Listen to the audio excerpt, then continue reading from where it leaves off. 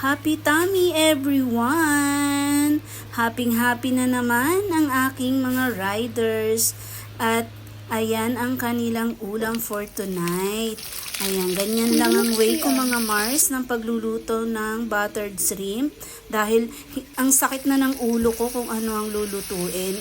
Meron pa pala ako nito sa ref. Isang buwan na to mga Mars, kaya naman lutuin na natin bago pa siya maging pataba ng lupa. Char, pataba talaga.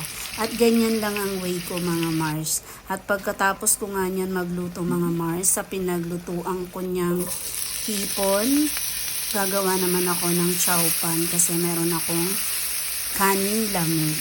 Para wag masayang, gawa natin ng paraan. Dahil nga napakamahal ng bigas ngayon, kaya dapat hindi tayo nagtatapon ng pagkain.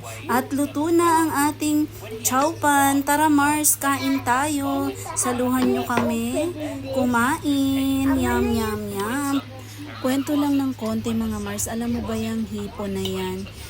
Isang buwan na nasa ref yan. Talagang sobrang tigas na niya. Kaya naman, nag-iisip ako ng lulutuin. Sabi ko, mayroon akong cheese dito. Mayroon namang oyster, may lemon, may soda. Kaya naman ganyang luto na lang ang ginawa ko. Alam mo bang mga Mars, halagang 100 lang yan. Pero ang kakain yan, hindi lang 1, 2, 3, kundi 5 tao po ang kakain yan. Kaya, alam mo, pagdating sa kusina, tayong mga mami, mga nanay, talagang hindi tayo nauubusan ng diskarte pagdating sa kusina. At minsan sinasabi ng iba, laging masarap yung niluluto ko, masarap lagi ang ulam. Opo, masarap po talaga, pero ginagawan ko lang po ng paraan yun. Kagaya nung nagluluto ako ng 500 grams lang ng karne na baboy, mininudo ko para magkasya sa maraming kakain, mga 6 po kami.